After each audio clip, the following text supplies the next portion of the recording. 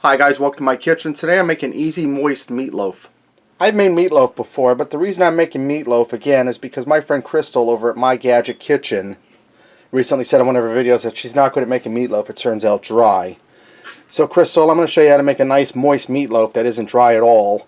And guys, check out Crystal's channel. She has a lot of cool gadgets and she cooks a lot of great food. I'll put a link down in the description bar. Check her out and tell her I sent you. So I'm starting on a large bowl. I have 3 pounds of hamburger. This isn't lean hamburger. This is 73.27. And I already cracked 2 eggs in there. Excuse me. I'm going to add in 1 large onion I minced up. And if you don't want to go through the trouble, you can throw in a tablespoon of onion powder. Now we're going to add in our seasonings.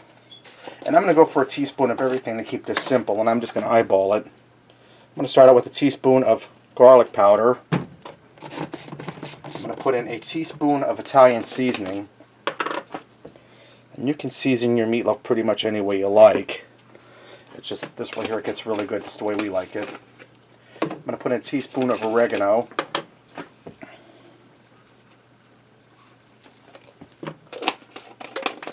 I'm going to put in a teaspoon of celery seed. And my friend Cricket, she's probably watching. She does not like celery seed. She had a bad incident with it. Would get stuck in her teeth. Now I have the cheese here that you put on your spaghetti. I'm going to put about a teaspoon of that in. I'm going to put in about a teaspoon of salt. And my salt shaker is contrary. I want to take its time. And a teaspoon of pepper.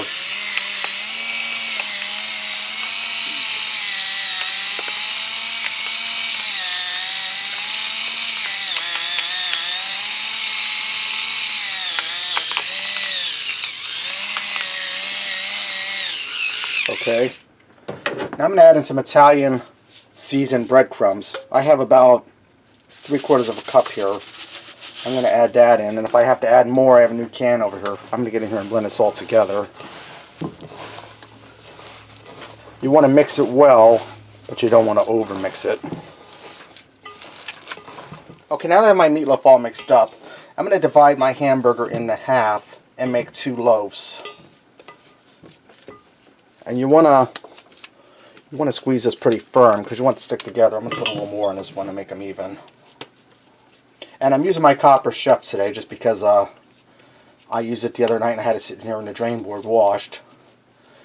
The thing is, you want to use a pan, not like a baking pan, but a regular frying pan or something like that, because we're going to make gravy then on the stovetop. We're just going to use this pan for that. You just want to form your loaves.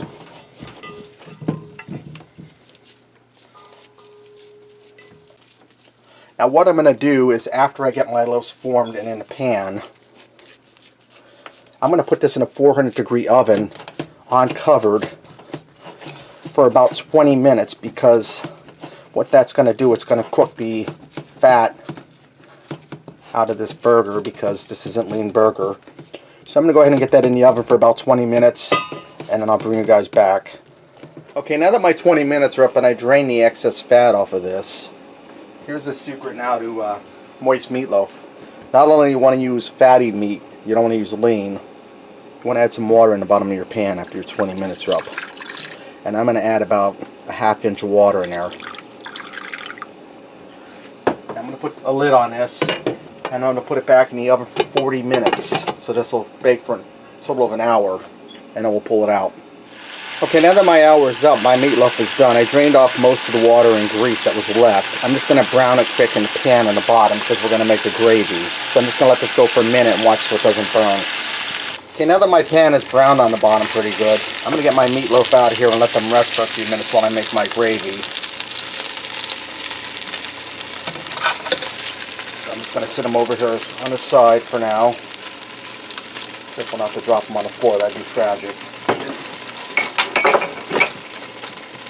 You know, I'm making mashed potatoes with this, and I reserved the potato water. I drained the potatoes. I'm going to get in a pan here.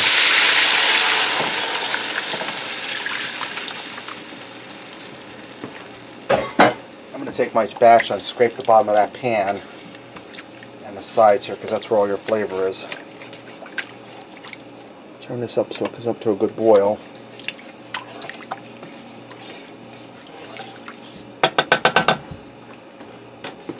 Alright, let me grab a whisk.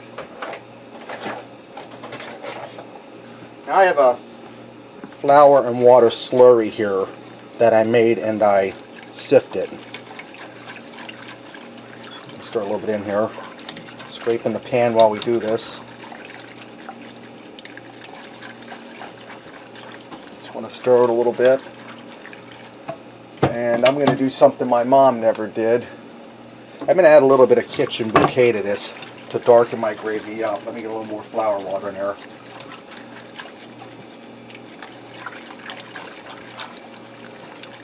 Okay, while my meatloaf rests, I'm going to allow my gravy to thicken up. Let me get a little bit of kitchen bouquet in there.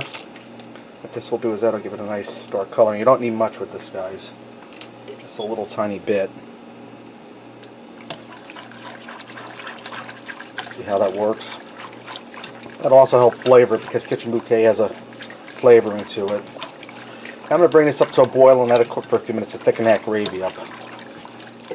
Okay, now that my meatloaf has rested for a little bit and my gravy is thickened, let's go ahead and cut into this, guys.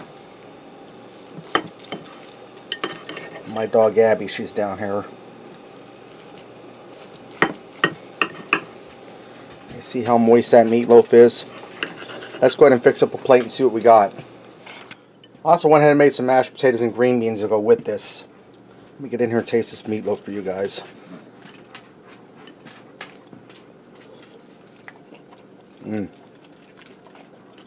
That's nice and moist, well seasoned, not dry at all.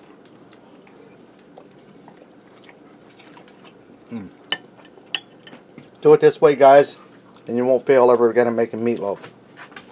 Alright, there you have it. Easy, moist meatloaf. Give it a try. Thanks for watching, and until next time, I'll see you.